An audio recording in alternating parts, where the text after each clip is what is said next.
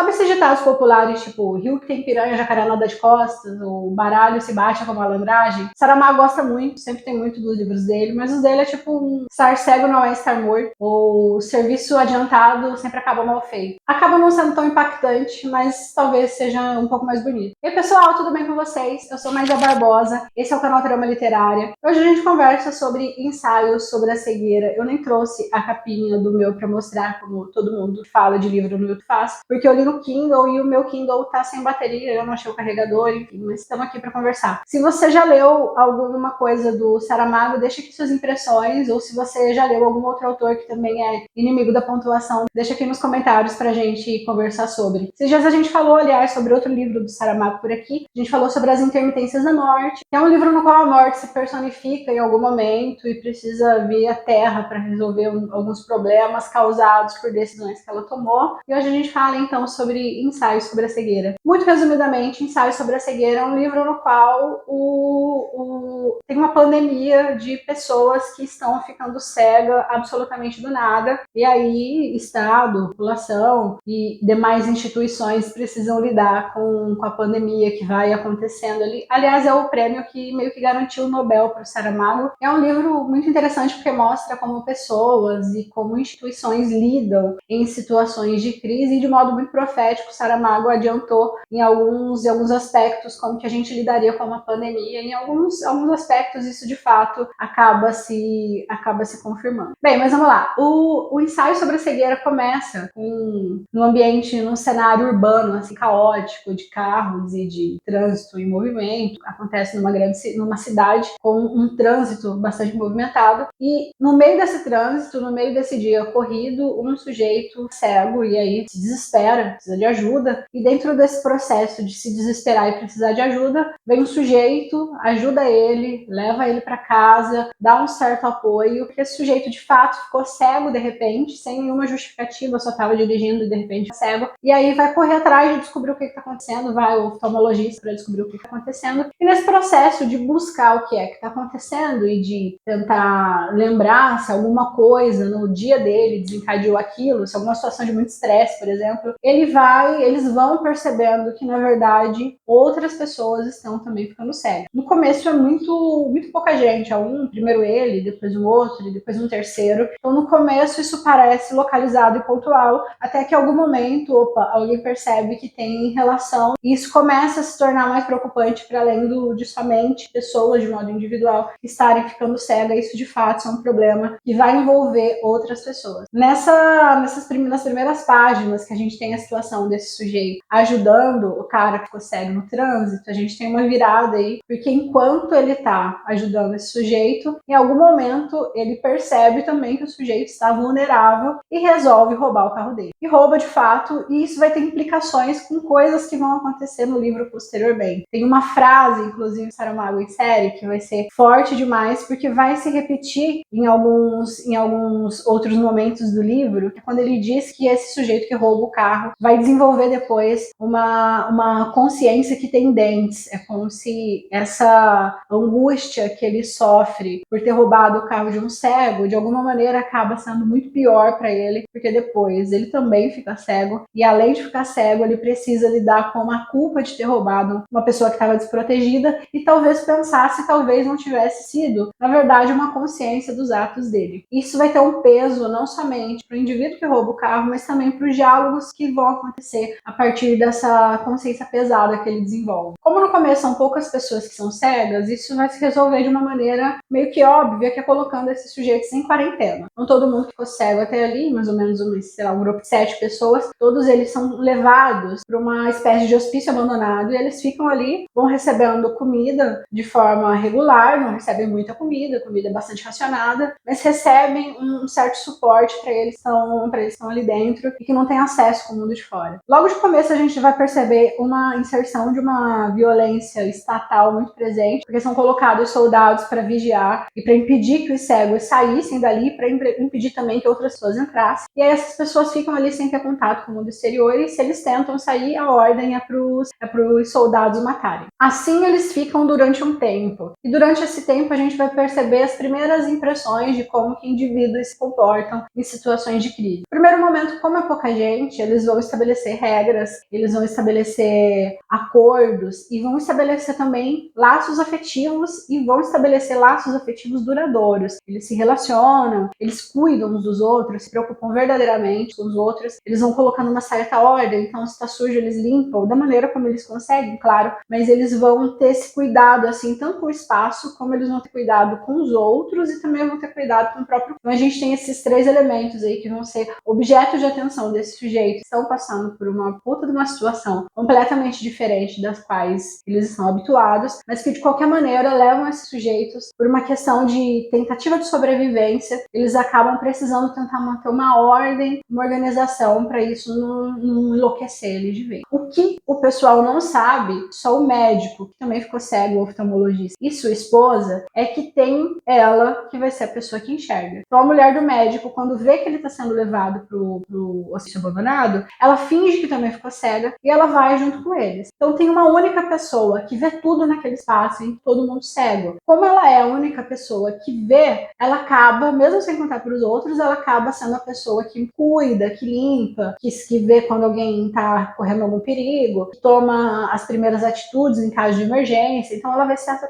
pessoa que meio que cuida de todo mundo ali. Vai ser pesado para ela, porque é muita responsabilidade, mas ao mesmo tempo não tinha muito o que ela fazer, não dá para ela fugir dessa função. E os outros, enquanto isso, estão tentando ali sobreviver da maneira como conseguem. Até que esse ambiente aparentemente organizado deles acaba por começar a entrar num caos absoluto quando outros cegos começam a aparecer. Eles não são os primeiros que vão ficar, os únicos que vão ficar cegos na cidade, então logo aquele lugar que estava vazio começa a se encher e aí tenta se organizar, tenta se organizar por grupos de pessoas que foram chegando, tenta se limpar, tenta se organizar comida, mas aí a gente já tá com outros problemas. A comida tá ficando mais racionada, a água tá ficando racionada, espaços de higiene acabam por se tornar quase que impossíveis, porque tem muita gente, e muita gente que não consegue ter noção da sujeira que tá ficando acumulada, então o ambiente logo começa a ficar muito fedido e começa a acumular muita sujeira, então todo esse ambiente que estava razoavelmente organizado começa a virar um caos. E aí a gente vai perceber uma segunda mudança de como sujeitos, e a gente vai perceber uma segunda mudança de como os seres humanos se comportam em situação de crise, e aí as pessoas vão disputar poder. Um desses grupos, ele é composto por mais homens e homens mais fortes, e um cara tá com uma arma, e outros começam a organizar pau e pegar ferro para poder usar como arma. Então esse grupo acaba sendo o grupo dominante, e eles vão gradativamente estabelecendo regras para estabelecer o espaço de poder que eles tomaram para si. Então eles começam primeiro a vender comida. Então as pessoas têm que levar os pertences, as coisas que elas têm para trocar por comida, depois vão levando outras coisas, enfim, até o momento em que eles chegam na situação mais caótica, que é quando eles começam a exigir que mulheres sejam enviadas a eles. Então tem um processo de um tempo que acabam acontecendo uma série de estupros, porque esse grupo que tem mais poder acaba exigindo que as mulheres sejam enviadas. Nesse momento a gente vai perceber uma série de disputas, que as mulheres começam a se posicionam contra, elas não querem, obviamente, e aí os homens começam, né, a falar assim, não, mas não tem o que a gente fazer, ou vai, daqui a pouco vocês voltam, ou entende que isso é pro bem do grupo. Então os homens começam a argumentar de uma série de formas, todas completamente absurdas, depois começa a se organizar da seguinte maneira, quem for solteira vai, ou quem for casada fica, porque aí já envolve o negócio de honra do homem também, né, do marido. Então tudo isso vai se tornando gradativamente muito caótico e as mulheres e os homens acabam por entrar num processo de disputa muito difícil, até o momento em que uma delas questiona, mas e se fosse você? Vocês iriam? E aí o Saramago é tão irônico que ele coloca esses homens numa situação completamente acuada e eles nem conseguem responder. Não, se fosse com a gente iria. Porque como vai dizer o narrador, até essa situação hipotética vai ser muito incômoda para os homens. E aí, assim, nem que eles respondessem, sei lá, não, a gente vai numa situação que claramente não iria acontecer, eles se negam e só ficam sem resposta. E aí, depois de uma série de discussões, de uma série de debates, as mulheres acabam tendo que ir, elas vão, e tem uma sequência de estupros ao longo de um tempo ali no livro. E aí a gente vai pro terceiro momento em como os seres humanos se comportam em situações de crise. Porque quando chega nesse momento das mulheres serem estupradas, eles já passaram por todo um processo de degradação humana. Então eles já estão fazendo necessidades uns na frente dos outros, ainda que sejam cegos, isso é uma coisa que incomoda eles também. Alguns deles já estão com muita pouca roupa, já ficaram nus na frente uns dos outros, e novamente, ainda que eles estejam cegos, isso vai ser uma coisa que eles vão entender como uma degradação muito absurda. Eles já estão num ambiente muito fedido, num ambiente muito sem cuidado, então todo aquele cuidado que eles tinham mexiam com o espaço nas primeiras páginas, desapareceu, então eles estão lá completamente sujos, num espaço completamente sujo e fedido, as mulheres sendo estupradas, então não tem mais o que eles fazerem, e aí vai começar o processo de organização de uma revolta. Como a mulher do médico é a única que enxerga, ela também entende que ela vai ser a que vai ter que liderar essa rebelião. Ela vai, pega uma faca, que é uma tesoura, ela pega alguma coisa afiada e ela mata o líder dos cegos que estão em grupo de dominância, e aí começa um novo caos no qual as pessoas que estão ali subjugadas acabam por conseguir tomar o poder, acabam por dominar esse grupo, e conseguem inclusive nesse momento fugir do hospício, e quando eles fogem do hospício eles vão se deparar com uma cena meio The Walking Dead, porque os soldados já não estão mais ali, provavelmente já ficaram cegos também, eles olham e tem um grupo de pessoas cegas indo e vindo, e vai ser naquele momento que eles vão se tocar, tá todo mundo cego, que eles vão ter que sobreviver agora num ambiente que é completamente desconhecido para eles, porque eles estavam presos até esse momento, e eles vão andando em grupo, eles vão andando juntos, esse pequeno grupo que permaneceu, o primeiro grupo que chegou, eles vão andando juntos e eles vão tentando encontrar lugar para comida, lugar para comer, e água, e acesso à roupa, e higiene, enfim, vão tentar fazer essa procura. Mas é uma coisa muito interessante que eles vão fazer também, que é procurar as próprias casas. Eles tentam voltar para o primeiro lugar de onde eles saíram, tentam voltar para as suas casas, e isso vai ter um sentido de acordo com o que a gente veio vendo até agora, porque lá no começo a gente percebia que eles estavam tentando organizar o espaço e se organizar. Quando eles estão ali naquele ambiente completamente caótico, eles vão tentar restabelecer essa ordem. Eles tentam voltar para a casa dele, eles tentam procurar onde que eles estavam para poder começar dali. No processo, eles vão vendo que vai ser mais difícil do que parece, porque todas as casas estão saqueadas, os mercados, farmácias, que esse processo de procurar a própria casa talvez não necessariamente vai ser a volta para um lugar de acolhimento. Enquanto eles estão fazendo esse processo, enquanto eles estão buscando a própria casa para tentar talvez encontrar o próprio espaço de proteção, aparece um cachorro que vai ser o cão das lágrimas, que tem uma importância aí para análise, porque no começo, nas primeiras páginas, quando eles perceberam que o negócio ia ficar mais caótico com o tempo, um dos cegos vai falar alguma coisa como: vai chegar um momento em que a gente não vai mais ser gente, que a gente não vai, sei lá, mais chamar as coisas pelo nome, a gente não vai mais conseguir organizar, a gente não vai mais conseguir estabelecer uma racionalidade para o que está acontecendo, e a gente vai ser só uma raça de cães. Então é como se o cego percebesse em algum momento que eles fossem viver um processo de animalização muito profundo e para o qual eles não estavam preparados. Quando aparece o cachorro, esse cachorro vai ter uma importância na narrativa, justamente porque esse cachorro ele já chega recebendo uma característica humanizada, ele é o cão das lágrimas, e ele também vai ser bastante humanizado. Quem leu Vidas Secas lembra da baleia, que era uma cachorra humanizada, que tinha sentimentos, tinha emoções, que sonhava. Aqui a gente vai ter um negócio similar, porque o cão das lágrimas, ele também pensa, ele olha e ele decide que ele não vai comer, porque os humanos têm pouca comida. Ele acompanha para buscar proteção, ele acompanha esse grupo de humanos. Quando algum humano se desloca, ele vai junto. Então tem muita humanização do cão das lágrimas e mostra que aquilo que o cego disse lá no começo era verdade. Chega um momento em que não tem muita diferença entre o ser humano e o animal. A única coisa que vai nos diferenciar, que nos distancia, vai ser o desenvolvimento da cultura e das regras sociais. Quando esses humanos já estão sem regras sociais, já perderam quase tudo da cultura e estão só vivendo em busca de estabelecer conexões para sobrevivência mesmo, isso vai ficar evidente. No fundo, não tem muita diferença entre seres humanos e animais. Aliás, além da cultura, o que vai diferenciar muito esses seres humanos dos animais, como eles são abordados no texto, é justamente essa capacidade de estabelecer estratégias de resistência em situações de crise. Então, a gente lidou ali no momento em que os sujeitos tentavam manter o mundo de uma maneira razoavelmente parecida como eles conheciam, então tentavam se manter na cultura. Depois, no segundo momento, a gente teve um levante ali de um grupo de poder e eles